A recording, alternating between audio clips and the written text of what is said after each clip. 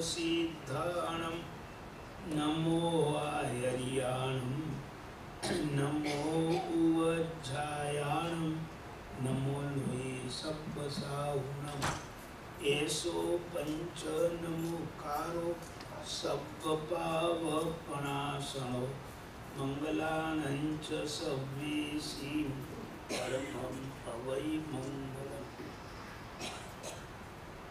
नवपदनी ओळीनी आराधना करता करता જ્યારે આઠમો દિવસ આવે ત્યારે ચારિત્ર પદની આરાધના। તમે શ્રી ચક્રનો ગટ્ટો જોજો તો વચ્ચે હરિહર ભગવાન, ચારે બાજુ સિદ્ધ આચાર્ય ઉપાધ્યાય સાધુ ભગવાન, એટલે 5 પદ થયા ને। અને ત્યારબાદ ખૂણામાં દર્શન, જ્ઞાન, ચારિત્ર અને તપ। દર્શન 6થું, જ્ઞાન 7મું અને ચારિત્ર 8મું। નવપદની ઓળીના ક્રમે ધારો 14નો દિવસ હોય, 8મો દિવસ, ત્યારે ચારિત્ર પદની આરાધના। આ સંસારમાં ગમે એટલા આપણે સાવધ રહીએ તો શ્રાવક અને શ્રાવિકાના જીવનમાં આરંભ સમારંભ સંપૂર્ણપણે ક્યારેય છૂટતા નથી। ચૂલો સળગાવવો પડે, પાણી ગળવું પડે, કચરો કાઢવો પડે, એટલે ક્યાંક ને ક્યાંક આરંભ સમારંભ આવે ને આવે, ભલે ઓછી પણ જીવ હિંસા આપણા હાથે થઈ જાય। એટલે શ્રાવક શ્રાવિકા દેશ વીરતી ધર્ષ કહેવાય। જ્યારે સાધુનું જીવન સર્વ કહેવાય। સાધુના જેટલો સર્વ ત્યાગ આપણા જીવનમાં, એટલે ગ્રસ્તના જીવનમાં ક્યારેય શક્ય નથી। એટલે ગ્રસ્તપણામાં આપણે ભલે કદાચ ધર્મિષ્ઠ હોઈએ તો સારા શ્રાવક કહેવાઈએ, સારા શ્રાવિકા કહેવાઈએ, પણ સાધુના જેવું આચરણ આપણાથી ના થાય। હોઈએ ગ્રસ્ત, બધો વ્યવહાર કરતા હોઈએ સંસારનો, અને આપણે સાધુ પદમાં આપણી જાતને ખપાઈએ, એ સારો માર્ગ નથી, માર્ગ કહેવાય। એટલે જે લોકો શ્રાવકપણામાં રહીને સાધુની જેમ પૂજા કે સાધુની જેમ આચરણ કરે કે સાધુની જેમ પોતાની જાતને મોટી માને, એ માર્ગ નથી, પણ માર્ગ સમજો। ખ્યાલો? તો હવે જે ભગવંતોએ સંસાર છોડી દીક્ષા લીધી, સાધુપણું પાડ્યું, ચારિત્ર પ્રાપ્ત કર્યું, એ ચારિત્રમાં કેટલા ગુણો? કે 70 ગુણ। આજે 7મો 8મો દિવસ હોય તો દર્શન, જ્ઞાન અને ચારિત્રની આરાધના આવે ને 8મા દિવસે હોળીમાં, એ 8મા દિવસમાં ચારિત્રના 70 ગુણો, એક ગુણ યાદ કરીને પ્રદક્ષિણા આપવાની, ખમાસમો આપવાનું, એ ગુણને આપણે નમસ્કાર કરવાનો। હવે સેજે પ્રશ્ન થાય કે જેમ 51 ગુણો જ્ઞાનના કાલે સમજાયા હતા, વ્યંજના વગ્ર, અર્થા વગ્ર, યા અપાય એને ધારણા, યાદ છે? 5 ઇન્દ્રિયો અને મન, 6ના 5 ભેદ તો 30, એમાં 2 ઇન્દ્રિયમાં વ્યંજના વગ્ર નથી હોતો, એટલે 28 ભેદ સમજાયા હતા। શુદ્ધ જ્ઞાનના 14 ભેદ, અવધિ જ્ઞાનના 6 ભેદ, મહાપ્રયોગ જ્ઞાનના 2 ભેદ અને ખેરો જ્ઞાનનો 1 ભેદ।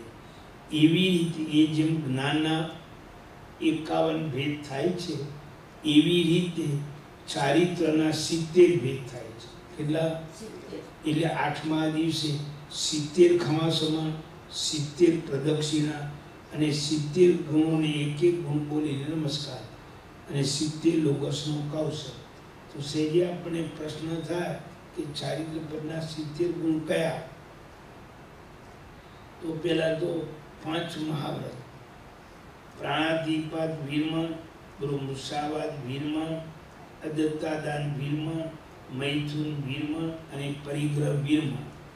આપણું શ્રાવકનું વ્રત હોય ને તો પરિગ્રહ પરિમાણ કહેવાય। શું કહેવાય? પરિગ્રહનું પરિમાણ, એટલે માપ કે મારે લાખ, 5 લાખ, 25 લાખ, 50 લાખની વધારે નહીં રાખવા, પણ પરિગ્રહ વીરમણ એટલે પરિગ્રહનો બિલકુલ ત્યાગ।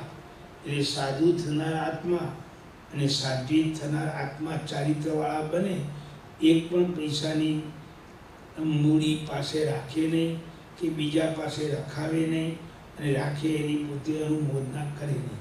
આ શુદ્ધ ચારિત્ર કહેવાય।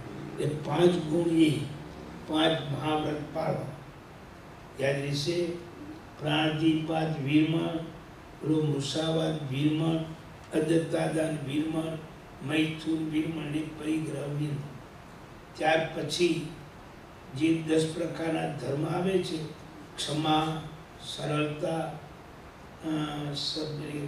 માર્દવતા અને સંતોષ, એ રૂપ ધર્મ એમના જીવનમાં વણ્યો હોય છે. ચારિત્ર તો જ કેવાય, આવા ગુણો આવે તો. એટલે ક્ષમા ધર્મરૂપ ચારિત્રાય નમો નમઃ, એવી રીતે આર્જવ ધર્મરૂપ ચારિત્રાય નમો નમઃ, મૃદુતા એટલે માર્દવતા એ ધર્મરૂપ ચારિત્રાય નમો નમઃ, અને મુક્તિરૂપ ધર્મ ચારિત્રાય નમો નમઃ.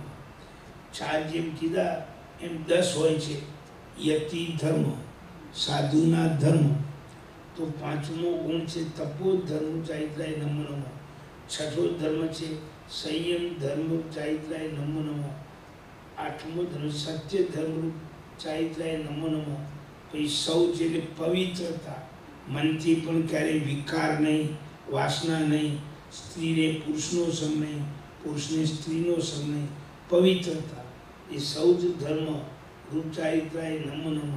અને અકિંચન્ય એટલે કંઈ પાસે રાખવાનું નહીં, માત્ર શરીર ઢાંકવા પૂરતા કપડાં અને આહાર પાણીમાં કામ આવે એટલા પાત્ર, બાકી કોઈ વધારાની ચીજ નહીં રાખતા.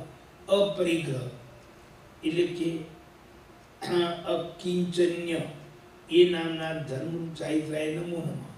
અને બ્રહ્મચર્ય ચારિત્રરૂપ ધર્માય નમો નમઃ. આ 10 યતિ ધર્મ કહેવાય. કયા ધર્મ? મુનિના જીવનમાં પાળવા યોગ્ય ધર્મો. એક ક્ષમા, નમ્રતા, સરળતા, સંતોષ, તપ, સંયમ, અકિંચન્ય, આવા 10 ધર્મ. એ ધર્મ મહાપુરુષો પાળે, ચારિત્રવાળા મહાત્માઓ, માટે એમને આપણા વારંવાર નમસ્કાર. 5 મહાવ્રત અને 10 યતિ ધર્મ, 15 થયા ને. ત્યારબાદ પૃથ્વી કાયની રક્ષા કરવી, અપકાયની રક્ષા કરવી, તેવું કાયની રક્ષા કરવી, વાવ કાયની રક્ષા કરવી, વનસ્પતિ કાયને 2 ઇન્દ્રિય, તેની, ચૌરેની અને પંચેની જીવોની રક્ષા કરવી. એમ 9 ગુણે 5 થાવર ખાય, 3 વિકલેન્દ્રિય અને 3 8 ને સંઘની પંચેની જીવો, 9 પ્રકારના જીવોની મારે રક્ષા કરવી. હવે સાવક જીવનમાં શક્ય નથી, સાધુ જીવનમાં શક્ય છે. જો આપણા જીવનમાં આપણે ચૂલો સગાવવો પડે, અગ્નિકાય ચાલે, ઠંડી લાગે ગરમી લાગે, હીટને એ ચાલુ કરીએ એટલે અગ્નિકાયના જીવોની હિંસા થાય. પાણી નાહવામાં વાપરીએ, પીવામાં વાપરીએ, અપકાયની હિંસા થાય. શાક સમારીએ, ફૂલ સમારીએ, વનસ્પતિકાયની હિંસા થાય. જૈન સાધુનું જીવન એવું છે કે જો જીવ ધારે તો એક પણ કાયની હિંસા ન કરે તો જીવન જીવી શકે, એવું જીવન મહાપુરુષોએ બનાવ્યું છે. 6 કાયમાંથી એક પણ કાયની હિંસા નહીં કરવાની, 2 ની, 3 ની, 4 ની તો હિંસા કરવાની નહીં, પંચની હિંસા તો હોય જ નહીં. એટલે આમ 9 પ્રકારની હિંસાનો ત્યાગ, એ રૂપ સંયમ ગુણને મારા નમસ્કાર. એટલે 9 ગુણો આ આવ્યા. એટલે 15 ને 9 24 ગુણ થયા ભાઈ. એની પછી અજીવ જીવ રક્ષા સંયમ, અજીવની પણ રક્ષા. ઘણી બધી વસ્તુઓ અજીવ હોય પણ એમાં બુદ્ધિ જીવની હોય અને જીવ એને ફાડે. જેમ કોઈ માણસ ઉપર આમને ગુસ્સો આવ્યો હોય ને તો એનું પેલું સ્કૂટર પડ્યું એને હગાવીએ, એનું ઘર રસ્તામાં દેખાય ને તો 2 પથ્થર મારીએ, એના કાચ ફોડવાનું મન થઈ જાય. એ અજીવ વસ્તુ છે પણ એની હિંસા કરવાનું જે પરિણામ એ એના ઉપરના દ્વેષથી થાય છે. અને મારે આવી અજીવની પણ હિંસા કરવી નહીં. આવો આત્માનો પરિણામ. કેમ કે અજીવ દ્વારા પણ બુદ્ધિ કોના તરફ જાય છે? જીવ તરફ. અને આપણને દ્વેષ વધે છે. આને પણ ચારિત્રના ગુણમાં ગણવા કે કોઈ માણસ ઉપરનો બનાવ થયો હોય તો એના ઘર ઉપર, એના કપડા ઉપર, કોઈ ઉપર આપણે દ્વેષ નહીં કરવા. માણસને કોઈના ઉપર ગુસ્સો હોય ને તો એના કપડાં ફાડી નાખવાનું મન થાય, એના કપડાં બાળી નાખવાનું મન થાય. આ પણ મહાપુરુષો કે સારું નથી. ત્યાર પછી પ્રેક્ષા સંયમ, ઉપેક્ષા સંયમ એટલે પ્રેક્ષા એટલે જોવું.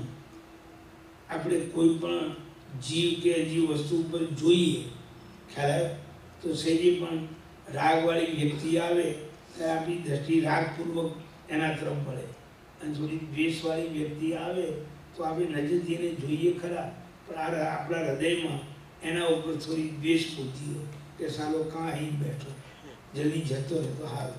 તો આવો પણ ભાવ બોલો ઉત્તમ આત્માએ લાવવાનો નહીં.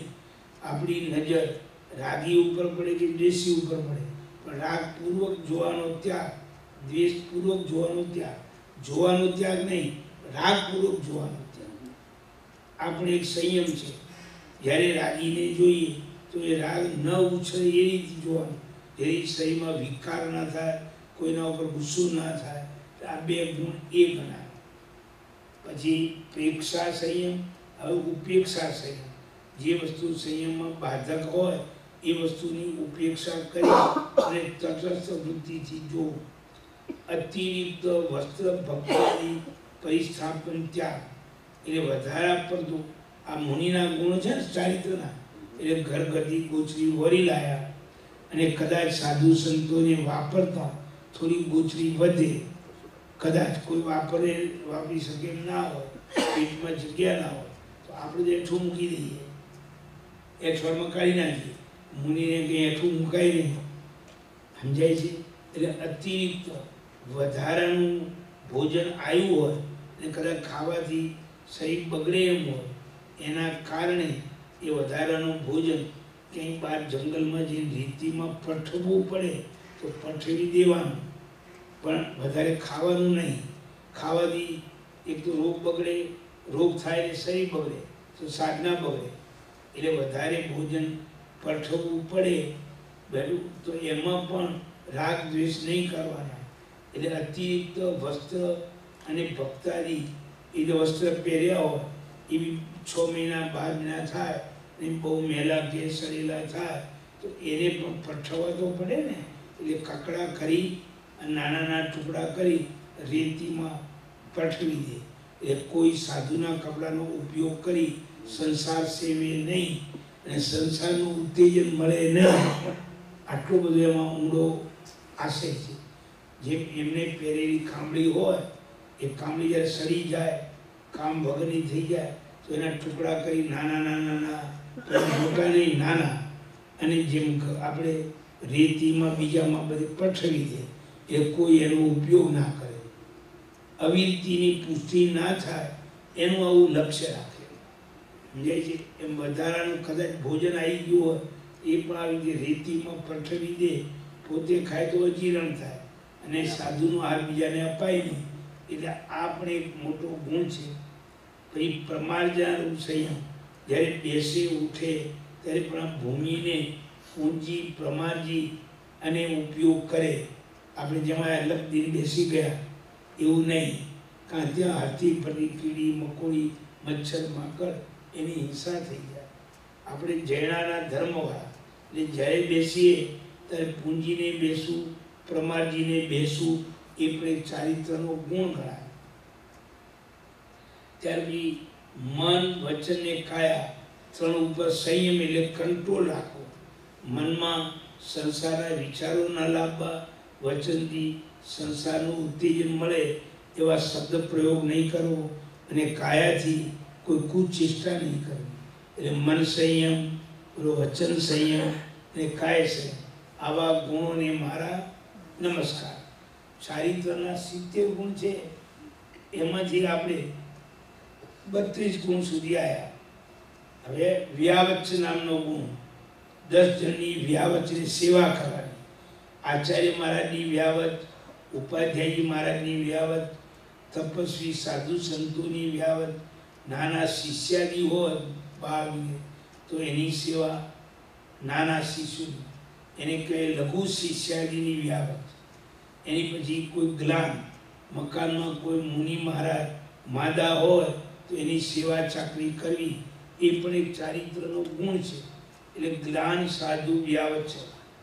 એની પછી તપસ્વી સાધુની વ્યાવત અને સાધુની વ્યાવ, સામાન્ય સાધુની કોઈ પણ એની વ્યાવત કરવી. શ્રમણોપાસક વ્યાવ, શ્રાવકની વ્યાવ.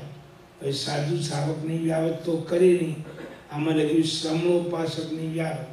પણ એનો શ્રમણોપાસક આડાઅવળા માર્ગે જતા હોય તો એનો સાચો માર્ગ સમજાવી એને માર્ગમાં રાખવા અને માર્ગમાં ટકાવવા, માર્ગમાં આગળ વધે એવું ધ્યાન રાખવું, એ શ્રાવકની પણ સેવા કરી કહેવાય. શ્રાવકના શરીરની સેવા નહીં લેવાની, એના આત્માની સેવા. એટલે ઉન્માર્ગે જતો હોય, ગમે તેનું સાંભળવા જતો હોય, ગમે તેના પંથમાં જતો હોય તો સત્ય સમજાવી એને માર્ગમાં ટકાવી રાખવો અને માર્ગે આગળ વધારવો, એ શ્રમણોપાસકની સેવા. એની પછી સંઘ વ્યાપ, સાધુ સાધ્વી શ્રાવક અને શ્રાવિકા એમ ચતુરી સંઘની વ્યાવત કરવી. કુલની વ્યાવત, કુલ અને ગણ બે શબ્દ સસુ આવે છે. એક આચાર્યનો પરિવાર હોય એ ગણ કહેવાય, અને ઘણા આચાર્ય પણ એક સમુદાય રૂપ હોય એ કુલ કહેવાય. મૂળ આચાર્યોના સમુદાયની સેવા કરવી એ વ્યાવત કહું. એની પછી કુલ વ્યાવત, ગણ વ્યાવત, પશુ પંડકાદી રહિત વસ્તી વસન બ્રહ્મગુપ્તિ ચારિત્રાય નમો. અને એવા સ્થાનમાં રહેવું કે જ્યાં બહુ પુરુષ હોય તો સ્ત્રીઓનું આવાગમન બહુ ના હોય, અને સ્ત્રી જાતિ હોઈએ તો પુરુષોનું બહુ ગમનાગમન ના હોય. એવા સ્થાનમાં આપણે રહીશું. એને એવા સ્થાનમાં રહેનારી વ્યક્તિઓનું બ્રહ્મચર્ય વધારે સારું પડાય એટલે એની વ્યાવત કરવી એ પણ ગુણ. વિજાતીયવાળા સ્થાનનો ત્યાગ કરવો. પછી સ્ત્રી હાસ્યાદિ વિકાર વર્જન બ્રહ્મગુપ્તિ ચારિત્રાય નમો નમઃ. કોઈ સ્ત્રીની સાથે હાસ્ય વિનોદ, ખાલી મસ્કરી મજાક કે આનંદ, હસવું બોલવું ચાલુ, આવો પણ વિકાર નહીં કરવો. એના ત્યાગરૂપ બ્રહ્મચર્ય પાળવું, એ ગુણને પણ મારા નમસ્કાર. આ ચારિત્રના બધા ગુણો છે. આપણે જરા બોલવાની ટેવ વધારે હોય અને થોડીક મસ્કરી કરતા જઈએ તો કાળે કાળે આપણે મસ્કરી કરતાં કરતાં નીચે ઉતરી જઈએ તો આપણું વ્રત ખંડિત થાય. ખ્યાલ આવ્યો? એટલે મસ્કરી મજાક નહીં કરવાની. એવી રીતે સ્ત્રી હાસ્યાદી, પછી સ્ત્રી જે આસન ઉપર બેઠી હોય એ આસન ઉપર 2 ઘડી સુધી પુરુષે બેસવાનું નહીં. બ્રહ્મચર્ય વ્રતને ખંડિત થવાનો પ્રસંગ આવે, એમના શરીરમાંથી નીકળેલા પૂતગલો જ્યાં પડ્યા હોય આપણે બેસીએ તો એ પૂતગલની આપણને અસર થાય તો વિકારી ભાવ પેદા થાય. એટલે 2 ઘડી સુધી નહીં બેસવાનું. એ પુરુષ જે આસન પર બેઠો હોય એને ઉઠી ગયો હોય તો એના શરીરથી ખરેલા પૂતગલો એ વાયુમાં પડેલા જ હોય, અને જ્યાં સ્ત્રી બેસે એ પૂતગલોના શરીરને સ્પર્શ થવાથી વિકારી ભાવ પેદા થાય. એટલે પુરુષે સ્ત્રીના આસન ઉપર નહીં બેસવાનું અને સ્ત્રીએ પુરુષના આસન ઉપર 2 ઘડી સુધી નહીં બેસવાનું. એટલે પોતાના બ્રહ્મચર્યને ક્ષતિ ના આવે. આવા બ્રહ્મચર્ય ગુણને પણ મારા નમસ્કાર. પછી 47મો બોલ, 46મો બોલ, સ્ત્રી અંગોપાંગ નિરીક્ષણ વર્જન. આપણે જ્યારે સામાન્ય બેઠા હોઈએ ત્યારે પણ પુરુષની જાત જો સ્ત્રીના અંગ ઉપાંગ ઉપર બહુ દ્રષ્ટિપાત કરે તો હૃદયમાં વિકારી ભાવ જાગે. એટલે એના અંગ ઉપાંગ ઉપર બહુ દ્રષ્ટિપાત કરવો નહીં. એ દ્રષ્ટિપાત થઈ ગયો હોય તેનું વર્જન કરવું એ નામનો પણ એક ગુણ. એવી રીતે સ્ત્રી પુરુષના અંગ ઉપાંગ તરફ દ્રષ્ટિપાત જો કરે તો એને પણ વિકારી ભાવ જાગે. પણ એ દ્રષ્ટિપાત ન કરવો એ નામનો જે ગુણ, એ ગુણને મારા નમસ્કાર. એટલે સ્ત્રી આસન વર્જન બ્રહ્મચર્ય ગુપ્તિ, સ્ત્રી જે આસન પર બેઠી હોય આસન ઉપર અને સ્ત્રીના અંગોપાંગનું નિરીક્ષણ, આ બધાને વર્જવાળું બ્રહ્મચર્યની ગુપ્તિ, એ ચારિત્રને મારા નમસ્કાર. ત્યાર પછી કુડ્યંતર સ્થિત સ્ત્રી હાવભાવ શ્રવણ વર્જન. આપણે જે રૂમમાં બેઠા હોઈએ એના બાજુના જ રૂમમાં કોઈ સ્ત્રી પુરુષ બેઠા હોય યા કોઈ સ્ત્રીઓ બેઠી હોય અને એમની કોઈ બી વાતો ચાલતી હોય, સ્ત્રી વર્ગ એકલો હોય તો સ્ત્રી સંબંધી વાત ચાલતી હોય અને આપણે ભીતના આંતરે ઊભા રહી અને એ વાત સાંભળીએ તો આપણા શરીરમાં વિકારી ભાવ જાગે. મારે આ પણ આપણા બ્રહ્મચર્યને તકલીફ આપનારો વિકારી ભાવ છે, અને એનો ત્યાગ કરવો એ રૂપ ગુણને મારા નમસ્કાર. એ કે જો સાંભળે સમજાશે. કુદ્યંતર, કુદ્યંતર બીજી ભીતની ઓઠે સ્થિત સ્ત્રી હાવભાવ, એમાં રહેલી સ્ત્રીના હાવભાવ એનું શ્રવણને સાંભળવું, એનું વર્જન કરવું, એનું બ્રહ્મચર્યની ગુપ્તિ, એ ચારિત્રને મારા નમસ્કાર. પેલા નવમાં આવી જાય ને આચાર્યના જે નવ ગુણ બ્રહ્મચર્ય તો આચાર્યના 36 ગુણમાં જે નવ વાડની વાત આવે ખરી, એમાં આવે, એમાં 9 વાડ રૂપે લખી છે, અને આમાં 36 રૂપિયા સાધુના આચાર્યના ગુણ છે, એટલે કેટલા ગુણ એમાં આમાં આવે, પણ છેલ્લો ગુણ તો ચારિત્રના જ છે ને, પણ આમાં 70 રૂપિયા જુદા પાડ્યા. એની પછી આના ઉપર આપણે ધ્યાનમાં રાખવાનું કે કેટલી કેટલી ઝીણી ઝીણી વાત એમણે નજરમાં લીધી છે. જે સ્ત્રી જે આસન ઉપર બેઠી હોય એ આસન ઉપર 48 મિનિટ સુધી પુરુષે બેસવું જોઈએ નહીં. બેસે તો એના શરીરમાંથી નીકળેલા પુત્રો પુરુષને સ્પર્શ થતા વિકારી ભાવ જાગે. એવી રીતે આસનની જેમ વાત છે એમ એની સાથે હાસ્ય, વિનોદ, મસ્કરી, મજાક, ઠઠ્ઠો એવી કરતા જીવમાં વિકારી ભાવ જાગે, એટલે એ ભાવનો પણ ત્યાગ. એવી રીતે એના અંગોપાંગનું નિરીક્ષણ, ભલે એમના સ્તન ભાગ ઉપર, પેટ ભાગ ઉપર, કોઈ બી ભાગ ઉપર આપણે નજર નાખીએ તો છે જે વિકારી ભાવ જાગે. આ વિકારી ભાવ ન જાગે એ રીતે આ ગુણો બનાવવામાં આવ્યા છે. તો ચારિત્ર સુંદર રહે, ચારિત્ર નિર્મળ રહે, એટલે સ્ત્રીને આશ્રય જેમ પુરુષના લખ્યું એમ પુરુષને આશ્રય સ્ત્રીમાં પણ યથાયોગ્ય સ્વયં સમજી લેવું. પછી લખે દીધું પૂર્વ સ્ત્રી બહુ ચિંતન વર્જન બ્રહ્મચર્ય ચારિત્ર એ નમૂનામાં આપણે સાધુ થયા હોય અને આપણે પહેલાં સંસારીપણામાં ભોગ ભોગવ્યા હોય, હવે સાધુપણામાં ગયા પછી એ ભોગોને જેટલા યાદ કરીએ એટલા વગર ભોગે વિકારી બનીએ. વગર ભોગે પણ એટલે કે ભૂતકાળમાં ભોગવેલા ભોગોને ક્યારેય યાદ કરવા નહીં, એ નામનો જે ગુણ, એને મારા નમસ્કાર.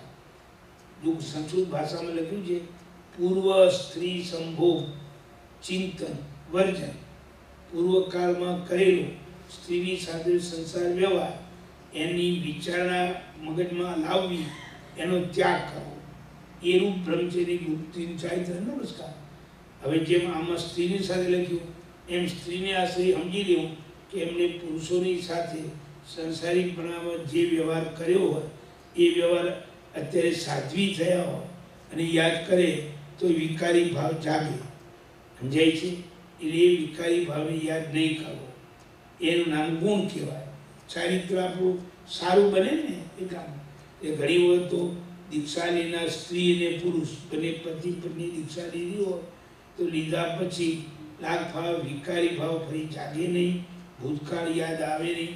એક દક્ષિણમાં આવી છે, એક ઉત્તરમાં આવી છે, એક પૂર્વમાં આવી છે, એક પશ્ચિમે, બનતા સુધી ભેગા થવાનો બહુ ભાવ રાખે નહીં. ભેગા થાય તો વળી કદાચ ભૂતકાળનું જીવન સ્મરણમાં આવી જાય તો વિકારી ભાવ જાગે. ભલે ચારિત્રથી પતિત ના થાય પણ મનમાં તો વિકારી ભાવ આવી જાય. એટલે મહાપુરુષો સ્ત્રી જ્યાં વિચરતી હોય ત્યાં પુરુષ ના વિચરે, પુરુષ જ્યાં વિચરતો હોય ત્યાં સ્ત્રી ના વિચરે. આવું અખંડ બ્રહ્મચર્ય વ્રત પાળે. ખ્યાલ આવ્યો? આ બધા ગુણ આ રીતે કરવામાં આવ્યા છે. એ બીજું અતિ રસ આહાર વર્જન બ્રહ્મ, વધારે રસવાળા આહાર, બહુ મીઠાઈઓ હોય, કેરીનો રસ હોય, કાવી જે માદક વસ્તુઓ શરીરમાં વિકાર લાવે એવા બહુ મીઠાઈવાળા અને રસવાળા પદાર્થોનો ત્યાગ કરે. કેમ કે ખાય તો ક્યારેક પણ વિકારી ભાવ જાગે, એટલે એનો ત્યાગ કરવો એ ચારિત્ર માટે સારું છે. ચારિત્રનો ગુણ કહેવાય. તો જો શબ્દનો કે અતિ રસ આહાર વર્જન બ્રહ્મગુપ્તિ ચારિત્રાય નમો નમઃ. સમજાણું ભાઈ? આ ગુણ આવ્યો 50મો. હવે 51મો ગુણ અતિ આહાર વર્જન બ્રહ્મ બુદ્ધિ. એ જેટલી ભૂખ હોય એનાથી વધારે ખાવું એ પણ એક આળસ લાવે અને વિકારી ભાવ લાવે. કોઈ બી વસ્તુ આપણે વધારે પડતી ખાઈએ એટલે શરીર થાકે, એટલે ઊંઘવા જોઈએ, આળોટવા જોઈએ, અને એમાં શરીર વિકારી પામે. એટલે આ પણ એક દોષ છે, એનું વર્જન કરવું એ નામ ગુણ. જો શબ્દનો થાવ અતિ આહાર કરણ વર્જન, અતિશય વધારે આહાર કરવાનું વર્જવું, એ રૂપ બ્રહ્મચર્યની ગુપ્તિ, એ ગુણને મારા નમસ્કાર. આવા ચારિત્રના એક પછી એક 70 ગુણ આવે છે. હવે એમાં 51મો ગુણ અંગ વિભૂષા. અંગ એટલે શરીર, એની વિભૂષા એટલે ટાપટીપ કરવી, શોભા કરવી. એ પણ આપણે આજે ના દેખાય પણ કાળાંતરે પતનનું કારણ બને. બહુ ટાપટીપથી વાળ ઓળ્યા હોય, ટાપટી મોઢે ઘણા પાવડરની બધા છાંટ્યા હોય, એવો કંઈ ભોગના સાધનોનો ઉપયોગ કર્યો હોય તો બીજા જીવને આપણા તરફ આકર્ષવાનું કારણ બને, અને આકર્ષાયેલું ચિત્ત જીવને વિકારી માર્ગમાં લઈ જાય. એટલે આવા અતિશય વિકારી ભાવોવાળા અંગને ઉપાંગ બેઠું એને જોવાનો, અંગ વિભૂષા કરવાનો ત્યાગ. શરીર ઉપર એવી વિભૂષા જ કરવી નહીં કે બીજાની દ્રષ્ટિ ખેંચાય. કપડાં લત્તા પણ એવા પહેરવાના કે બીજાની દ્રષ્ટિ આપણા શરીર ઉપર ખેંચાય નહીં, તો એ ગુણ કહેવાય. એનાથી આપણું ચારિત્ર પણ સારું રહે, જોનારો જીવ પણ આપણા તરફ વિકાર પામે નહીં, એટલે આપણને કોઈ દાડો ઉપસર્ગ પરીક્ષા આવે નહીં. જોનારો આત્મા જો વિકારી બન્યો હોય તો ગમે ત્યાંથી આપણને પકડે, અગર આપણી પાછળ પડે તો આપણને હેરાન થવાનો પ્રસંગ આવે. એવી અંગ વિભૂષા કરવી નહીં. એટલે આપણે ત્યાં સંસારમાં કોઈ સ્ત્રી કે પુરુષ કોઈ વિધવા થાય, એ પુરુષ મૃત્યુ પામે તો ઘણી વાર શરીરની શોભા કરવાનો વ્યવહાર ન હતો, ખ્યાલ આવ્યો? જેથી એના બ્રહ્મચર્યને ક્ષતિ ના પહોંચે. આવો જૂના સમય પ્રમાણે આ વ્યવહાર હતો. પછી અંગ વિભૂષા વર્જન, એની બી અનશન તપોરૂપ ચારિત્ર. હવે આ શરીરમાં વિકારી ભાવ ન જાગે, મોહના ભાવ ન જાગે, એ શરીરને થોડું તપમાં રાખવાનું. શેમાં રાખવાનું? તમે અનુભવ કરજો કે આપણે બહુ મીઠાઈઓ અને પેલું ફસાણ બહુ ખાધા હોય અને એને બદલે આમીર કર્યું હોય, બોલો, તો શરીરમાં એકમાં વિકારી ભાવ જાગશે, બીજામાં વિકારી ભાવ નહીં જાગે. એ લખે છે અણસન તપ કરવાનું ચારિત્રાય નમો નમઃ. બીજું ઉણોદરી તપ કરવાનું ચારિત્રાય નમો નમઃ. સમજાય છે? છેલ્લે કદાચ ખાવું પડે તો ભોજન કરવાની છૂટ છે, પણ 2-4 કોળિયા પણ ઓછા ખાવા. એટલે થોડુંક વધારે પડતો આહાર ના હોય, થોડુંક ઓછું હોય તો બહુ આળોટવાનું મન ન થાય, ઊંઘવાનું મન ન થાય, આળસ કરવાનું મન ન થાય. જે સ્વાધ્યાય કરવા હોય કે બીજાને સ્વાધ્યાય કરાવવા હોય તેમાં સાવધાનીપણે જીવ કરી શકે અને કરાવી શકે. વધારે ખાધું હોય તો ઊંઘવાનું આળોટવાનું મન થાય, એટલે પ્રમાદ વધે. આ પ્રમાદ ન વધે એટલે ઓછું ખાવું. એ રૂપ તપને મારા નમસ્કાર. વૃત્તિ સંક્ષેપ તપોરૂપ ચારિત્રાય નમો નમઃ. વૃત્તિ એટલે ઈચ્છાઓ, એને સંક્ષેપને રોકવી. ઘણી વખત આપણે કોઈ જમવાનું કીધું હોય એને ભાવથી 72 વસ્તુ બનાવી, પણ 72 ખાઓ કે હાથ ખાઓ, પેટમાં તો જેટલું ખવાતું એટલું જ ખવડાવવાનું છે. તો ઘણાની મનોવૃત્તિ કે ચપટી બધું ચાખી લઈએ. ઘણાની વૃત્તિ એવી હોય, અને ઘણાની વૃત્તિ એવી હોય કે આપણે ભૂખ છે અને ભૂખ સમાવવા એમાંની મુખ્ય વસ્તુ જે ભાવતી હોય એ વસ્તુ 2-4 વધારે ખાઈને પેટ ભરે પણ બધું ચાખે નહીં. બધા ચટાકા કરવાની આપણે શું છે? ઘણાની ટેવ આવી હોય, ઘણાની ટેવ આવી હોય. એટલે સમજાવે છે કે વધારે પડતી વસ્તુઓ ખાવાથી સ્વાદની વૃદ્ધિ થાય, એમાં મોહની વૃદ્ધિ થાય, મોહથી વિકારની વૃદ્ધિ થાય. ભાઈ જમાડનારાએ તો બધે 22 ચીજ બનાવી, પણ બધી 22 ચીજ ખાવી નહીં. જે શરીરને અનુકૂળ હોય એ 2-5 ચીજ ખાઈને આપણું પેટ ભરી લેવું. પણ આવું ચપટી ચાખવાની અને મોહની પુષ્ટિ કરવાની વૃત્તિ એ આપણા ચારિત્રને સ્ખલના કરનાર છે. એટલે આનો ત્યાગ કરવો એ ગુણ કહેવાય. વૃત્તિ સંક્ષેપ. પછી રસત્યાગ.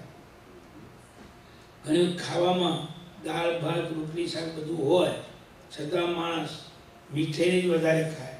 કાં તો કેરીનો રસ હોય તો રોટલી ઓછી રસ વધારે પીએ. એમ જે રસવાળી વસ્તુ એને ખાવાની સેજે પણ જીવને વૃત્તિ અનાદિકાળની મોસમના કારણે વધારે હોય એને તજવી રસત્યાગ. ખ્યાલ આવ્યો? રસવાળી વસ્તુનો ત્યાગ કરવા છે. એ વખતે ભાત દાળ ખાઈને ચલાવી લેવું, રોટલી શાક ખાઈને ચલાવી લેવું, પણ બહુ રસવાળી વસ્તુને ઘણી ખાવી નહીં, જેથી શરીરને વિકારી ભાવ થાય નહીં. આમ વિકારી ભાવ ન થાય એને ધ્યાનમાં રાખીને આ ચારિત્રના ગુણ ગણવામાં આવ્યા છે. આપણે કોઈને ત્યાં જમવા જઈએ એ માણસને આપણી ભક્તિ કરવી હોય એટલે ઘણી ચીજ બનાવે અને ઘણી વસ્તુ કરાવે, પણ આપણામાં વિકારી ભાવ ન આવે એટલે બને એટલી રસવાળી વસ્તુનો ત્યાગ કરવો. ખ્યાલ આવ્યો? એટલે ઘણા લોકો કોઈ કેરીનો ત્યાગ કરે, કોઈ મીઠાઈનો ત્યાગ કરે, ખાય ખરા, પેટ ભરે, પણ જેનાથી વિકાર થાય એવો આહાર હોય એનો ત્યાગ કરે. અને કદાચ ખાવો જ પડે તો એ અલ્પ માત્રાએ લે, પણ એમાં આસક્ત ન બને. એ પણ એક ગુણ જ છે ને. પછી કાય ક્લેશ તપો રૂપ ચારિત્રાય નમો નમઃ. થોડી આ કાયાને કષ્ટમાં રાખવી, બહુ મમતાથી ઉછેરવી નહીં, એ મોહ પોસાય નહીં. એ પણ એક આત્માનો ગુણ છે. જેમ કૌશક આવે તો ઘણા બેઠા બેઠા કૌશક, ખૂબ ઊભા કૌશક કરે. ઊભા થવું બેઠા નોકાર જ ગણવાના હતા ને, બોલો ભાઈ. પણ છતાં ઊભા થઈને કૌશક કેમ ગણ્યા? કે કાયાને થોડું કષ્ટ પડે તો જરા બેહીને કૌશક કરો ત્યારે ગણતાઓ ન કાઢ, પણ પગને કંઈ તકલીફ નથી, શરીરને કંઈ તકલીફ નથી, એ મન બોલો ક્યાંય બીજા વિચારમાં દોડી જાય, કારણ કે એને કંઈ અહીંયા રહેવાની જરૂર જેવું નથી, બરોબર. અને ઊભા ઊભા કૌશક કરો તો પડી જવાશે કે સ્ખલના થશે, બધા ભયથી પણ મનને પરોવી રાખવું પડે. કેટલા નવકાર થયા કેટલા નહીં એ બધું યાદ ન રાખવા મનને પરાણે પણ એમાં ખેંચવું પડે, એટલે મન બીજે જતું અટકી જાય. એટલે જીવના કૌશકમાં સ્ખલના ન થાય એટલે ઊભા ઊભા કૌશક કરવો. એ આપણે કયો હતો? કાય ક્લેશ. કાયાને થોડી કષ્ટમાં રાખવી, બહુ આરામી જીવન નહીં બનાવી દેવું. આરામી જીવન બનાવીએ એટલે મને નિશ્ચિતપણે બીજે ફરવાની તક મળી જાય, એટલે ચાલુ ક્રિયામાં આપણી સ્ખલના થાય. આપણે ચારિત્રનો ગુણ છે. શક્ય હોય ત્યાં સુધી જ્યારે જમણો પગ ઊભો કરો જમણો પગ ઊભો કરો, ડાબો પગ ઊભો કરો ડાબો પગ ઊભો કરો, એવી રીતે ઊભા રહેવાનું હોય તો ઊભા રહેવાનું, ઉભળક પગે બેસવાનું આવે ઉભળક પગે બેસવાનું. આવી બધી મુદ્રાઓનું ધ્યાન રાખીએ એટલે મનને નવરું પડે નહીં, બહાર જવાનો ચાન્સ આવે નહીં. પણ બેઠા બેઠા કરીએ એટલે મનને જ્યાં જવું હોય ત્યાં છૂટ, આ મનને પરોવવાનું છે જ નહીં, એટલે જીવની શુદ્ધ ક્રિયા ના થાય. એટલે મહાપુરુષોએ શુદ્ધ ક્રિયા થાય એટલા માટે આવા ગુણો બનાવ્યા છે. સંલેષણા તપોરૂપ ચારિત્રાય નમો નમઃ. 57મો ગુણ સંલેષણા એટલે સંલેખણા એટલે સંક્ષેપ કરવો. આપણે જ્યારે યુવાનીમાં હોઈએ અને શ્રાવકના વ્રત લીધા હોય ત્યારે ધંધો રોજગાર કરવાના હોય, ઘર ચલાવવાનું હોય, ઘરની સાથેના બધા વ્યવહાર કરવાના હોય એટલે થોડી છૂટછાટ વધારે રાખીએ. તમે ધંધો રોજગાર કરતા હો આપણે તો રોજનું 100-200 માઇલ જવાની છૂટ રાખી. પણ જ્યારે આપણે વૃદ્ધ થયા ત્યારે છોકરો ધંધો સંભાળતો હોય કે કરતો એટલે આપણે એટલું બધું જવા આવવાનું ના હોય, એટલે જે છૂટછાટ રાખી હોય એને બને એટલી સંક્ષેપી નાખવી, ટૂંકાઈ નાખવી. હવે મારે 10 માઇલથી વધારે ગમના ગમન નહીં કરવું, એનામ સંલેખના. સંલેખના એ સંકોચવું. જ્યારે આપણને એમ લાગે કે હવે આપણી ઉંમર થઈ છે, આપણે દોડાદોડી કરવાની છે નહીં, છોકરાઓ બધું સંભાળી લીધું છે, તો મારે હવે 10 માઇલથી વધારે દોડાદોડી કરવી નહીં, કે સંસારના બીજા વ્યવહારોમાં બહુ દોડવું નહીં. આવી જેનો સંક્ષેપ કરવો એ સંલેખના નામનું પણ વ્રત છે. એ રૂપચાર એ તપરૂપ ચારિત્રાય નમો નમઃ. તો એ પ્રાયશ્ચિત તપોરૂપ ચારિત્રાય નમો નમઃ.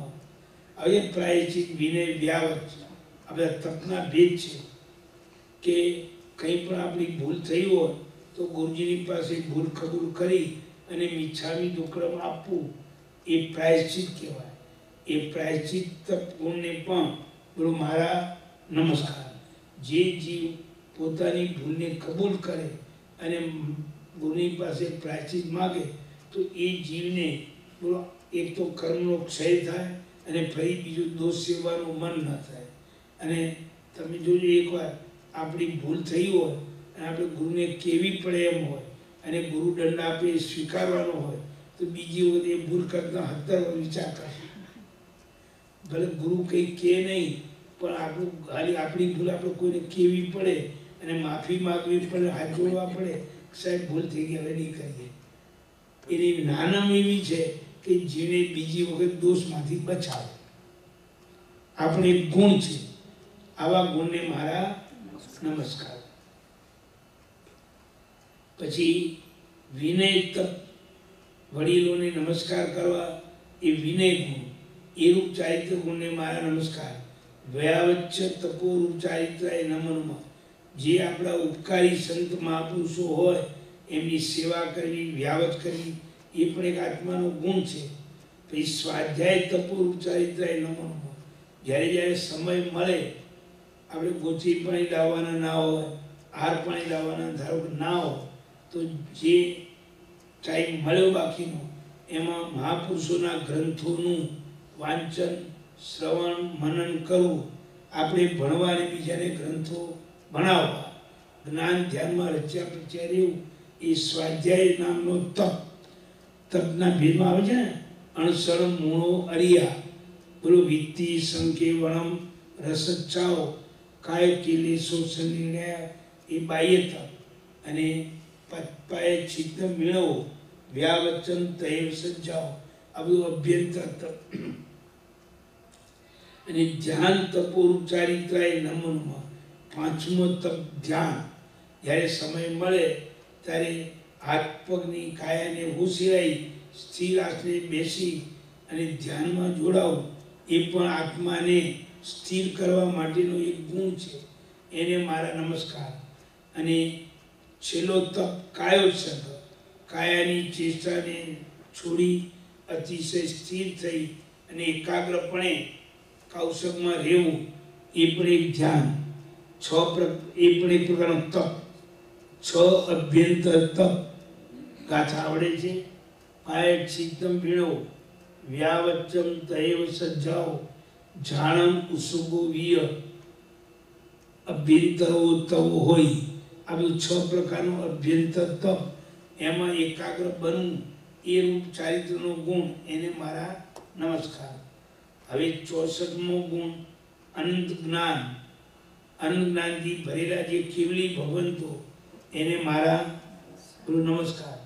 અને એવી રીતે બીજો અનંત દર્શન ગુણથી યુક્ત એવા મહાપુરુષને મારા નમસ્કાર. અને અનંત ચારિત્ર ગુણથી યુક્ત એવા મહાત્મા પુરુષને મારા નમસ્કાર. 67 ગુણ થયા, 66 ગુણ થયા. હવે 67 ક્રોધ નિગ્રહ કરનાર.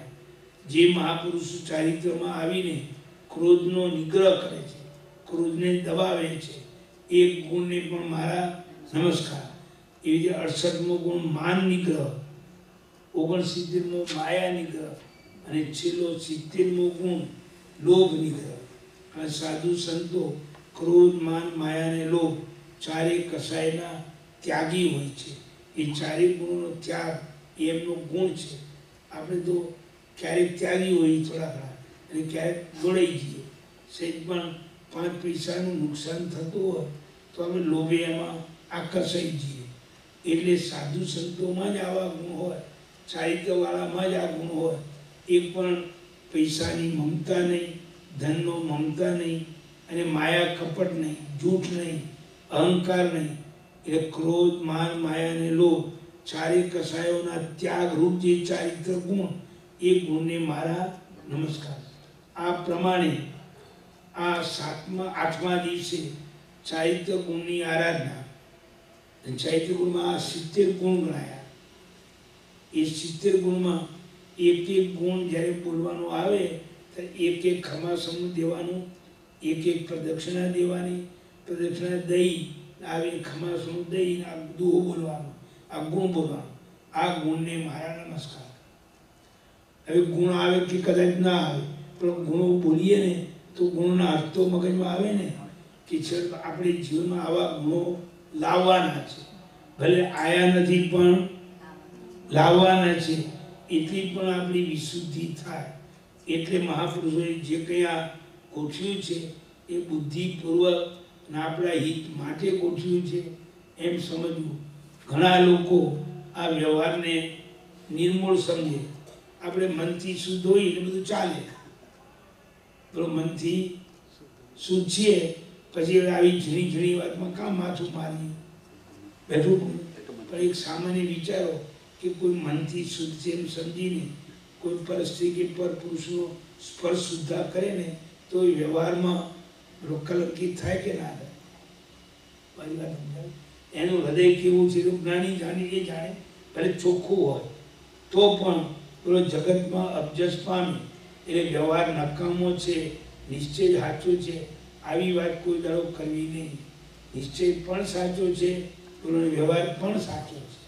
આપણું હૃદય ગમે એટલું ચોખ્ખું હોય, શુદ્ધ હોય તો પણ પેલો વ્યવહારથી આપણે કોઈનો અયોગ્ય રીતે સ્પર્શ કરીએ તો દુનિયામાં કલંકિત થઈએ કે નહીં? કંઈ મારું મન ચોખ્ખું હતું પણ તો ખાલી કામે ગયો તો ચાલે ખરું? એટલે વ્યવહારને ક્યારેય ઉલ્લંઘન નહીં કરવું. ભલે નિશ્ચય બી હૃદયમાં ચોખ્ખો હોય તો સારું, અને વ્યવહાર પણ ચોખ્ખો હોય તો જ આપણું જીવન પવિત્ર રહે. બાકી આપણે ઠઠ્ઠો મસ્કરી મજાક કરીએ અને મનને પવિત્ર છે એમ માનીએ આ બધી વાત લાંબો ટાઈમ ટકે નહીં. એટલે મહાપુરુષોએ બહુ દીર્ઘ દ્રષ્ટિ વાપરીને આવા ગુણો ગણાયા છે. આ ચારિત્રના 70 ગુણ, જેને ચારિત્ર ગુણ પાળવો છે, ચારિત્રમાં રહેવું છે, એના 70 ગુણો યથાયોગી જીવનમાં અપનાવવા જોઈએ. તો હોળીના 8મા દિવસે આ એક એક ગુણને યાદ કરવા 70 બધો વ્યવહાર છે. ખમાસમણ, સાથિયા કે કૌશલ બધું આ રીતે હોય છે. હવે હોળીનો છેલ્લો દિવસ 9 પદનો, એમાં તપનો મહિમા. શેનો મહિમા? તપ. દર્શન, જ્ઞાન, ચારિત્ર અને તપ આ 4 આત્માના ગુણો છે. સમજાણું? અરિયંતને સિદ્ધે દેવ તત્વ છે, આચાર્ય ઉપાધ્યાય સાધુ એ 3 ગુરુ તત્વ છે, અને આ 4 ધર્મ તત્વ છે. દેવ, ગુરુ ને ધર્મ. ધર્મ ધર્મીથી ક્યારેય જુદો નથી હોતો. એટલે આપણો આત્મા જ્યારે પરમાત્માના વચનો ઉપર શ્રદ્ધાવાળો બને તો શ્રદ્ધા અને શ્રદ્ધાવાળો આત્મા બે જુદી વસ્તુ નથી હોતી.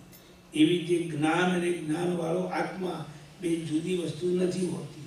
એમ ચારિત્ર અને ચારિત્રવાળો આત્મા બે જુદી વસ્તુ નથી હોતી. પણ આપણો જ આત્મા જ્યારે આવો સંસ્કારવાળો બને તો એ ચારિત્ર કહેવાય, અને આત્માને ચારિત્રવાળો કહેવાય. એમ હવે તપની વાત ચાલે છે. તપ 2 પ્રકારનો, એક બાહ્ય તપ, બરોબર, અને એક અભ્યંતર તપ. જે આત્માને તપાવે એ અભ્યંતર તપ, અને શરીરને તપાવે બાહ્ય. ફરી બોલું, તમે ઉપવાસ આંબી એકાસો કરશો કે 6 અઠમ કે 28 કરશો તો શરીર ઉતરશે. તો આ શરીરનું વજન 60 કિલો હોય તો 58 કિલો 54 કિલો થઈ જાય, ને મહિનાના ઉપવાસ કરો તો 50 કિલો થઈ જાય. એટલે શરીર જેમાં ઉતરે એ બાહ્ય તપ, યાદ રહેશે. અને આત્મા જેમાં જરા દબાય એનું નામ અભ્યંતર. જેમ ધારો કે આપણે કોઈનો અવિનય કર્યો હોય, કોઈની ભૂલ કરી હોય, અને ગુરુજીએ કહ્યું સારું તે એનો અવિનય કર્યો, ઊભો થા, માફી માંગ, એના પગે પડ. આ જીવે ભૂલ કરી હશે ને તો ઊભા થઈને માફી માગતા પગ ધ્રુજશે, અને એમાં એમની પાસે જઈ અને ક્ષમા માગવામાં હાથ વખત ઊંચો નીચો થશે. ખરું કે નહીં? સાહેબ એને બદલે એમ કોને ઉપવાસ કરી દઈશ. એટલે આ જીવ ક્ષમા માગવામાં જલ્દી તૈયાર નહીં થાય, એને નમતું દેખાય, મેં નમતું મૂક્યું એવું તે શું મેં ગુનો કર્યો તે એમણે ભૂલ કરી, તારે મેં સામે બે શબ્દ કીધા હતા, આમ કરીને બચાવ કરશે. એટલે ઉપવાસ કરવો સહેલો છે પણ ક્ષમા માગવી બહુ અઘરી છે. એટલે મહાપુરુષો એને અભ્યંતરતા કીધું. અભ્યંતરમાં પહેલો ગુણ પ્રાયશ્ચિત, બીજો વિનય, ત્રીજો વ્યાવત, સમજાય ભાઈ, ચોથો સ્વાધ્યાય, પાંચમો ધ્યાન અને છઠ્ઠો કાયસર. આવા બધા તપના ભેદો પાડવામાં આવ્યા છે. તપના હવે 50 ગુણ. યાવત કથિત તપસે નમઃ, યાવત કરેલી યાવત જ્યાં સુધી જીવું ત્યાં સુધી આહાર પાણીનો ત્યાગ. અણસણ કરે છે ને મહાત્માઓ. ભગવાન મહાવીર પ્રભુએ ત્યાં પાવાપુરી નગરીમાં છેલ્લે અણસણ કર્યું. એમ બધા તીર્થંકર ભગવંતો કોઈ સમેત શિખર ઉપર જઈને એમ લાગ્યું હવે આપણું આયુષ્ય થોડું છે તો આહાર પાણી બંધ. એ તપ કહેવાય ને, યાવત કથી, જ્યાં સુધી આ શરીરમાં જીવ હોય ત્યાં સુધી હવે આહાર પાણી લેવા નહીં. એ યાવત કથિત તપ, એને મારા નમસ્કાર. અત્યારે શ્વેતાંબર સમાજમાં આ વ્યવહાર ઓછો થયો છે. કેમ કે શરીરનું બળ ઓછું, સંગ્રહનું બળ ઓછું. એટલે આપણે જો આહાર પાણીનો ત્યાગ કરીને આવું તપ કરીએ તો સારું ધ્યાન રહે ખરું ને, દૂર ધ્યાન થઈ પણ જાય. એટલે 16 ઉપવાસથી વધારે પચખાણ એક સાથે આપતા નથી. કેટલા ભાઈ? હા, 16 ઉપવાસનું પચખાણ આપે. જો સારી રીતે થઈ જાય અને આગળ કરવા હોય તો બીજું પચખાણ આપે. પણ એક સાથે મહિનાના ઉપવાસનું પચખાણ ક્યારેય અપાતું નથી. આશય શું? ભવિષ્યમાં દુર્ધ્યાન થાય અને એનો આપણે એમાં જો કાળ કરી જાય તો એની દુર્ગતિ થાય. એટલે શ્વેતાંબર સમાજમાં આવો વ્યવહાર છે. સ્થાનકવાસી, તેરાપંથી કે દિગંબર, આ બધા સમાજમાં ઘણા લોકો મરવાનો છેલ્લો ટાઈમ દેખાય એટલે અણસણ કરી લે. એને સંથારો કર્યો એવો શબ્દ વાપર્યો. ખ્યાલ આવ્યો? સંથારો કર્યો, આહાર પાણીનો ત્યાગ. એ માર્ગ હતો અને ભગવંતો આવું કરતા બી હતા. પણ એ પહેલું સંગ્રહણ હતું, મનોબળ મજબૂત હતું, દુર્ધ્યાન થાય એવો સંભવ ન હતો. એટલે વૈભારગીરી ઉપરે મુનિએ અણસણ કીધું જી. કોઈએ વૈભારગીરી ઉપર, કોઈએ સમેત શિખર ઉપર જઈને અણસણ કર્યું. એટલે અણસણ થતું હતું. આ કાળમાં શરીરનું એટલું બળ નથી એટલે ભાવિમાં આપણને દુર્ધ્યાન ને ખરાબ વિચારો ન આવીએ. શરીર સાદું હોય ને ત્યારે આપણે અણસણ કરી નાખીએ. પછી જેમ દિવસો જાય અને શરીર શોષાતું જાય, પછી મન મોહમાં જતું રહે તો આપણો ભાવ બગડી જાય. એટલા માટે શ્વેતાંબર મૂર્તિ પૂજક સમાજમાં અત્યારે અણસણ કરાવાતું નથી. આ સમજાણો? કોઈ બીજો આશય નહીં, આ જીવનું દુર્ધ્યાન ન થાય એટલા માટે. સ્થાનકવાસી, તેરાપંથી આ બધા સમાજમાં હજુ કરાવે છે. પણ આ રીતે થોડા વિચાર ભેદો પડ્યા છે કાળના પ્રભાવ. તમે ઈશ્વર કથિત તપસે નમઃ, અલ્પકાળનું પચખાણ કે બી 15 દિવસના ઉપવાસ, 10 દિવસના ઉપવાસ, આવા થોડા કાળનું પચખાણ કર્યું હોય એ તપને મારા નમસ્કાર. એ તપ આજે બી કરાવે છે. એમાં આપણે ઘણા મન થાય અઠઈ કરીએ, અઠમ કરીએ. હવે ઈશ્વર કથિત તપ, અલ્પકાળ પૂરતું તપ. બાહ્ય ઔનોદર્ય તપસે નમઃ આવે છે. અણસણ મૂણોરિયા. બીજો ઉણોદરી તપ, ઓછું ખાવું. શાસ્ત્રમાં સ્ત્રી અને પુરુષનું કોળિયાનો આહાર બતાવ્યો છે. સ્ત્રીઓના 28 કવળનો આહાર અને પુરુષોનો કંઈ 32 કવળ જેવો આહાર, કોળિયા જેટલો આહાર એક સાથે. એનાથી એના પેટની ક્ષુધા મટી જાય. અને વધારે પડતો આહાર કરે તો પ્રમાદ, આળસ, ઊંઘ આ બધા દોષો ચાલુ થાય. હવે એને બદલે એ ઓછો આહાર એટલે કહે છે કે બાહ્ય ઉણોદરી, ઓછો તપ કરો, ઓછો આહાર કરો એટલે 28 કવળનો આહાર કીધો છે એમ 24 કવળ 25 કવળ ખાવું પણ 2-4 કોળિયા ઓછા એવા. એમ પુરુષોમાં 32 કવળ કીધું છે તો બધા 28-30 કવળ ખાવા પણ 1-2 કોળિયા ઓછા ખાવા. એટલે શરીર એક તો રોગી ના થાય, નિરોગી રહે, આળસ ન થાય, ઊંઘ ના આવે, અને એના કારણે સ્વાધ્યાયની કરવા હોય તો તંદુરસ્તપણે જીવ કરી શકે, ગુણોની સાધના કરી શકે, પ્રમાદ વધે નહીં. આવી દ્રષ્ટિને ધ્યાનમાં રાખીને મહાપુરુષોએ ઉણોદરીને પણ તપ કીધો છે. એ તપને મારા નમસ્કાર. તો એ અભ્યંતર ઉણોદરી તપસે નમઃ. જેમ બાહ્ય ઉણોદરી છે આહાર ઓછો ખાઓ, એમ અભ્યંતર ઉણોદરી એટલે અંદરમાં કસાયોને ઓછા કરવાની વૃત્તિ રાખવી એ પણ એક ગુણ છે. પછી દ્રવ્યતા વૃત્તિ સંક્ષેપ, દ્રવ્ય ક્ષેત્ર કાળ અને ભાવ. ઘણી વખત દ્રવ્યથી આપણે અભિગ્રહ રાખીએ. આજના આખા દિવસમાં સવારથી સાંજ સુધી 10 વસ્તુથી વધારે વસ્તુ મુખમાં મૂકવી નહીં, કે 20 વસ્તુથી વધારે વસ્તુ મુખમાં મૂકવી નહીં. આવો ઘણા અભિગ્રહ રાખે. એનાથી શું થાય, એને પેટને ખાવા મળી જાય પૂરતું, પણ જે મળ્યું તે બધું ખાવાની ટેવ ઓછી થઈ જાય. કેમ? 10 વસ્તુ ધારી હોય એટલે જે તે ખાઈએ 10 તો સવારે 12 વાગતા પૂરી થઈ જાય, ગણાઈ જાય. સમજાવ? એટલે થોડો કંટ્રોલ રહે. ખાય ખરો પણ બધા સ્વાદ માણવાની વૃત્તિઓ ઓછી થાય.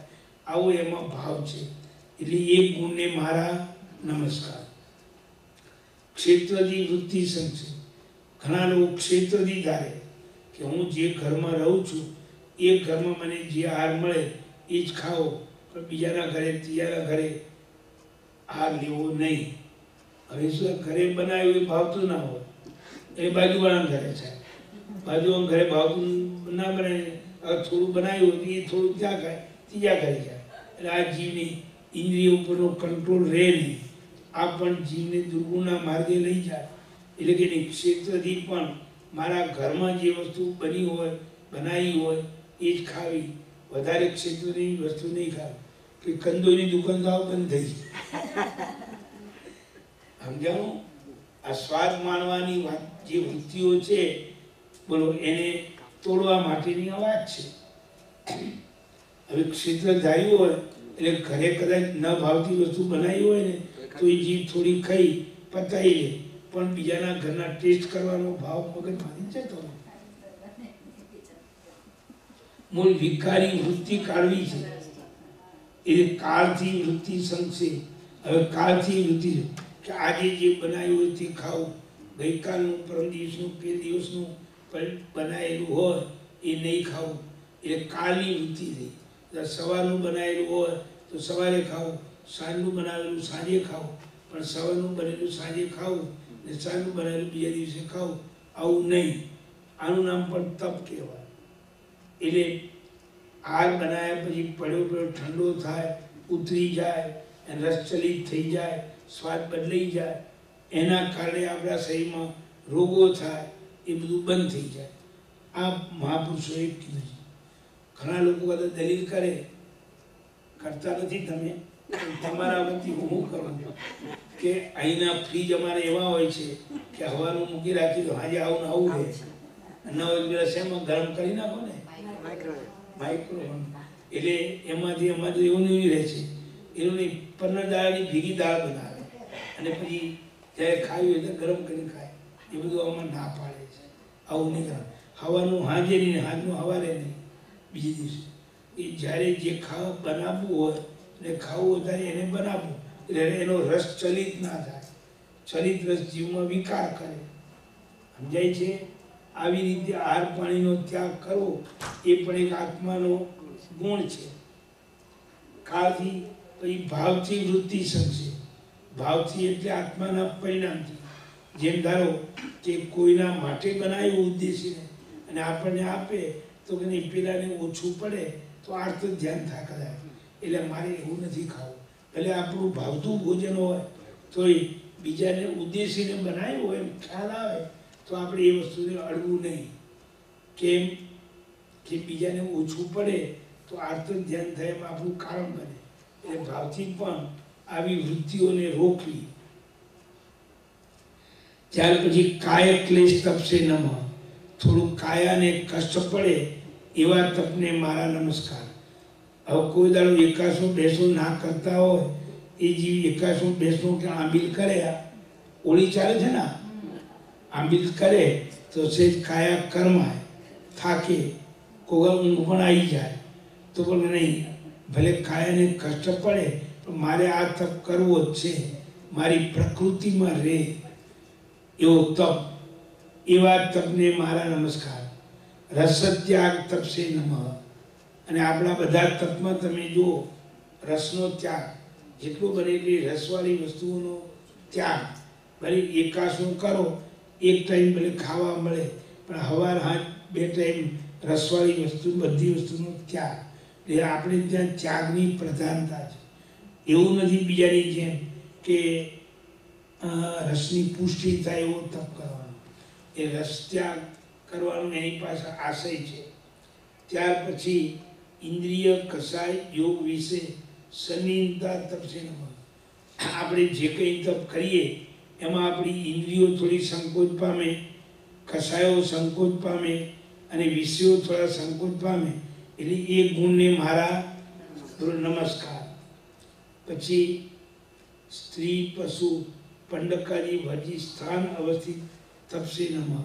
આમ જો આ પુરુષને આશ્રય લખ્યું છે કે જ્યાં સ્ત્રી, પશુ, પક્ષી, નપુસક આવી વ્યક્તિ ન રહેતી હોય એવા સ્થાનમાં રહેવું, એ વ્યક્તિની જ્યાં અવર જવર બહુ આવી તે સ્થાનનો ત્યાગ, એ રૂપ જે તપ, એને મારા નમસ્કાર. કેમ કે અવર જવર ચાલતી હોય વિજાતીની તો સહેજે પણ આપણી દ્રષ્ટિ પડી જાય, અને દ્રષ્ટિ પડે તો કોક વખત આપણો જીવ વિકારી ભાવમાં આવી જાય. વિકારી ભાવમાં આવી જાય તો આપણો ગુણ ચાલ્યો જાય. કેટલી લાંબી દ્રષ્ટિ દોડાઈ છે, એમની અવર જવર હોય એવા સ્થાનમાં બહુ બેસવું નહીં. એવી રીતે સ્ત્રીને આશ્રય પણ સમજી લેવું કે પુરુષોની બહુ અવર જવર હોય એવા સ્થાનનો ત્યાગ.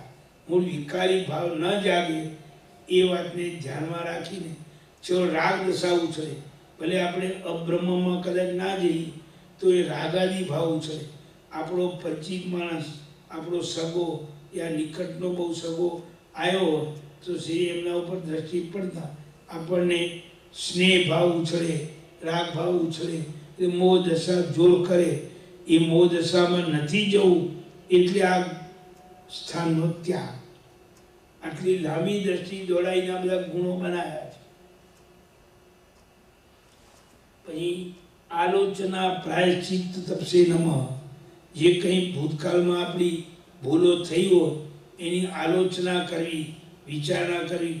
એ જીવ ત્યાં આવી ભૂલ કેમ કરી, તારાથી આવી ભૂલ થઈ તો ગુરુપાજીની ક્ષમા માગ. આમ આત્માને સમજાવવું એ પણ એક તપ છે, એને મારા બોલો નમસ્કાર. એની બધી પ્રતિક્રમણ પ્રાયશ્ચિત્ત, જે આ ભૂલ થઈ એના માટે વિચારણા કરી, આલોચના, વિચારણા કર્યા પછી ગુરુ પાસે જઈને ક્ષમા માગવી, એ પ્રાયશ્ચિત્ત, એને પણ મારા ગુરુ નમસ્કાર. પછી મિશ્ર પ્રાયશ્ચિત્ત, આવી વિચારણા પણ કરવી, ગુરુ પાસે જવું અને ક્ષમા માગવી, બે ભેગું, એ મિશ્ર પ્રાયશ્ચિત્ત, એને પણ મારા નમસ્કાર. પછી તપ પ્રાયશ્ચિત્ત, કોઈ ભૂલો થઈ હોય એના દંડ રૂપે ઉપવાસ કરવો, આંબીલ કરવો, એકાસનું કરવો, એ તપ ગુણને પણ મારા નમસ્કાર. છેદ પ્રાયશ્ચિત્ત, ઘણી વખત સાધુ મહાત્મા કે સાધુજી મહારાજ દીક્ષા લીધાને 15-20 વર્ષ થઈ ગયા હોય બેઠું, અને પછી કોઈક એવો પ્રસંગ આવી જાય કે કોઈક દોષ સેવાઈ જાય, ભૂલ થઈ જાય, તો ગુરુ મહારાજ એમના 15 વર્ષ જે થયા હોય દીક્ષા, અમે 5 વર્ષ કાઢી નાખે, કાપી નાખે, એટલે નાના બનાવી દે. છેદ પ્રાયશ્ચિત્ત એટલે સુધા બધા ભેગા કરી અને જાહેર કરે કે આમના હું 5 વર્ષ ચાહી તમને છેદી નાખું, એમને આ ભૂલ કરીને દંડ. એટલે એમની પછી 5 વર્ષમાં જેણે એને દીક્ષાઓ લીધી હોય એ બધા મોટા બની ગયા. નહીં જાઓ, જે આપણા પગમાં પડતા હતા એને બદલે આપણે એમને વંદન કરવાનું. કેટલી ટ્રીક વાપરી છે બોલો. આ જીવ ભૂલ કરતો અટકી જાય એટલે આવી ટ્રીક વાપરી છે. એનું નામ છેદ પ્રાયશ્ચિત. 15 વર્ષ થયા હોય દીક્ષાને, 5 વર્ષ છેદી નાખે, એટલે 5 વર્ષ એ નાના થઈ ગયા, એટલે એમની પાછળના દીક્ષિતો મોટા થઈ ગયા. તો જે રોજ પગમાં વંદન કરતા હતા, પડતા હતા, એના પગમાં આપણે વંદન કરવાનું આવે. જેને જે લોકો આપણને સલામ ભરતા હોય એને આપણે સલામ ભરવી પડે તો માનહાનિ થાય ને, તો આ જીવ ઠેકાણે આવે. આવી ટ્રીક ગોઠવીને ગુરુએ પ્રાયશ્ચિત ગોઠવ્યું છે. એનું નામ છેદ પ્રાયશ્ચિત. શું નામ? છેદ પ્રાયશ્ચિત. ત્યાર પછી મૂળ પ્રાયશ્ચિત. અને કોઈક મોટી ભૂલ થઈ જાય તો 15 વર્ષ દીક્ષાને થયા હોય, 15 વર્ષ છેદી નાખે, ફરીથી દીક્ષા આપે, એટલે બધાથી નાના. અને બહુ મોટી ભૂલ ન લાગે તો ફરી દીક્ષા આપે. એ મૂળ પ્રાયશ્ચિત કહેવાય. એટલે એ જીવને ઘણું ખંત રાખવી પડે, આવું થઈ ના જાય. બધાથી મોટા હોય, બધાથી છેલ્લા. આપણે ભણતા હતા સ્કૂલમાં ત્યારે પહેલા નંબરે બેસતા હોય, છેલ્લા નંબરે બેહાડે સાહેબ. આવી બને. આ જીવને ગુસ્સો આવ્યા વગર ના રહે. આ જીવને ઠેકાણે લાવવાની આ બધી ટ્રીક છે. એની પછી અનવસ્થિત પ્રાયશ્ચિત. અનવસ્થિત અસ્થિત પ્રાયશ્ચિત એટલે શું? જેવું એનો ગુનો દેખાય એવું કોઈક વાર આંબીલ આપે, કોઈક વાર ઉપવાસ આપે, કોઈક વાર ખમાસમણા આપે, 25 ખમાસમણા આપજો. એ ભૂલ કરી એને અનુસાર એ પ્રાયશ્ચિત. એની પછી પારાંચિત પ્રાયશ્ચિત. આ બહુ મોટું પ્રાયશ્ચિત છે. પારાંચિત પ્રાયશ્ચિત. પારાંચિત એટલે શું? કે ઘણી મોટી ભૂલ થઈ હોય તો એને ગચ્છમાંથી બહાર કાઢે. તમે ગચ્છ બહાર, ત્યારે બહાર જઈ અને જૈન શાસનની કોઈ મહાપ્રભાવના કરીને આવો, પછી તમને સમુદાયમાં લેવામાં આવશે. સમજો? એ પારાંચિત. આવું પ્રાયશ્ચિત આ કલ્યાણ મંદિર સ્તોત્ર બનાવનારા સિદ્ધ દિવાકર સુરીને એમના ગુરુએ આપ્યું હતું. એમને મનમાં ઈચ્છા થઈ કે આ નવકાર, પંચેન્દ્રિય, તત્સૂત્રી, અનર્થ બધા સૂત્રો પ્રાકૃત ભાષામાં છે, સંસ્કૃતમાં બનાવી દઈએ. શું બનાવી દઈએ? અને સંસ્કૃતના પ્રોફેસર હતા, એટલે સંસ્કૃત સારું ભણેલા હતા. એટલે સંસ્કૃત ભાષાનો એવો શોખ કે આ બધું સંસ્કૃત બનાવી દઈએ અને સંસ્કૃતમાં ચલાવીએ. ગુરુને વાત કરી. ગુરુએ કીધું કે ગણધર ભગવંતોએ આ બાળ જીવો, અજ્ઞાની જીવો સુખે બોલી શકે એટલે પ્રાકૃતમાં બનાવ્યા છે.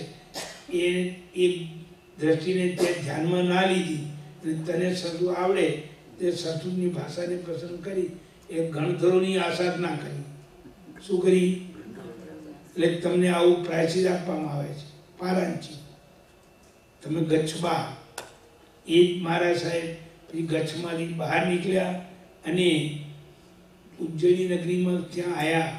અને આ ઉજ્જૈન નગરીમાં સ્તોત્ર બનાવતા બનાવતા પાર્શ્વ પ્રભુની પ્રતિમા પસંદ થઈ અને આ રીતે એમણે જૈન સંઘની અને જૈન સમાજની પ્રભાવના કરી. ત્યાર પછી એમને ગચ્છમાં લેવામાં આવ્યા. સમજાણું ભાઈ? આપણે તો આવું પ્રાયશ્ચિત આપે, સારું તો તમે તમારે હું મારે કઈ નવો ગચ્છ, નવો પરંપરા. આ ગુરુઓ બહુ ઉત્તમ જીવો છે.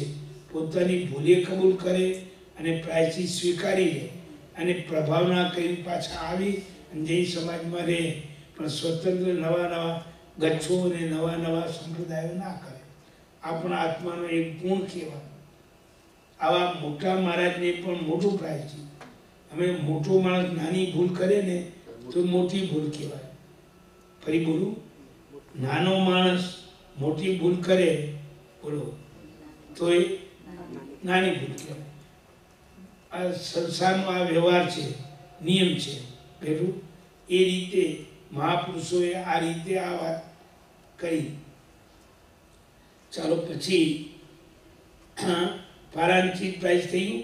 પછી જ્ઞાનનો વિનય કરો, દર્શનનો વિનય કરો, ચારિત્રનો વિનય કરો, મનો વિનય, મનથી વિનય કરો, વચનથી વિનય કરો, કાયથી વિનય કરો, અને છેલ્લો ઉપચાર વિનય.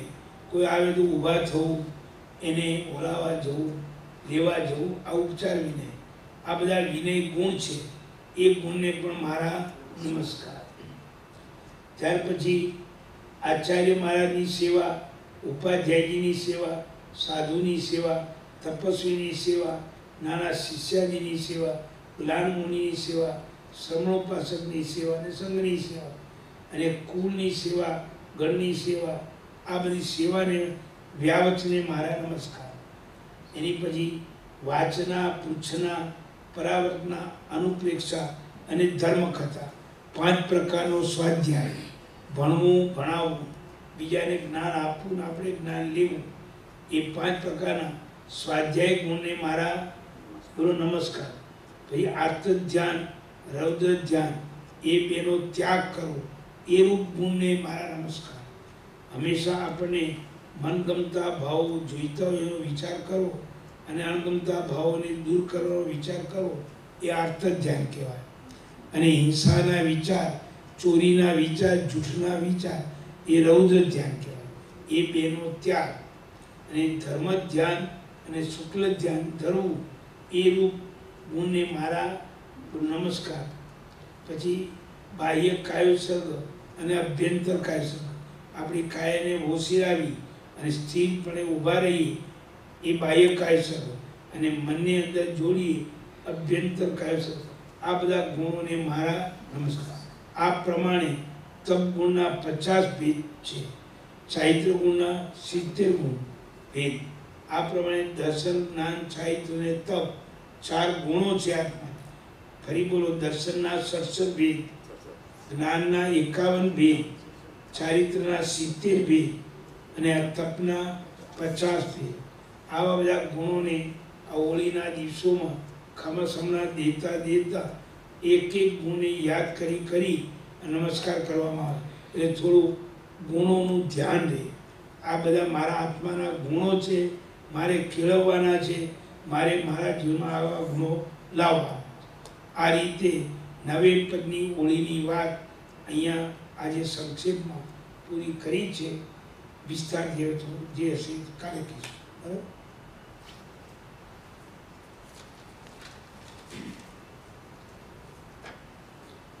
આઈબીનું પચકામ કોઈ હોય તો લઈ લીજો. ઉગીસિંહ નમકારસિંહ, પોસિંહ, સાળપુરસિંહ, મોટીસિંહ, જમીન, અસમ, બાળન, ખાઈનું, સાહેબ, અંતરાગુણ, સસાકાર, પચ્છનકાળ, દિશાનું, મંત્રાગુણ, સૌસાયટીનું, આયન, બિલમ, બીગી, બિચકાર, નતાગુણ, સસાકાર, લીવા, લેવન, ગીત, સુલોકિતું, થોડું ચમકનું પાટણ, મંત્રાગુણ, સસંત્યકાળ, એકાશ્રમ, પછી વિદ્યારામ, ખાઈનું, સાહેબ, અનંતરાગુણ, સસાગુણ, સાગરી કાળ, આઉટ રમ, સાગ, ગુરુ, ઠણ, પાટણ, મંત્રાગુણ, સૌસાયટીનું, પાણસ, લેવના, લેવના, અક્ષરો બહુજન, શશિથણા, અશિથણા. સર્વ મંગલ માંગલ્યમ સર્વ કલ્યાણ કારણમ પ્રધાનમ સર્વ ધર્માણામ જૈનમ જયતિ શાસનમ.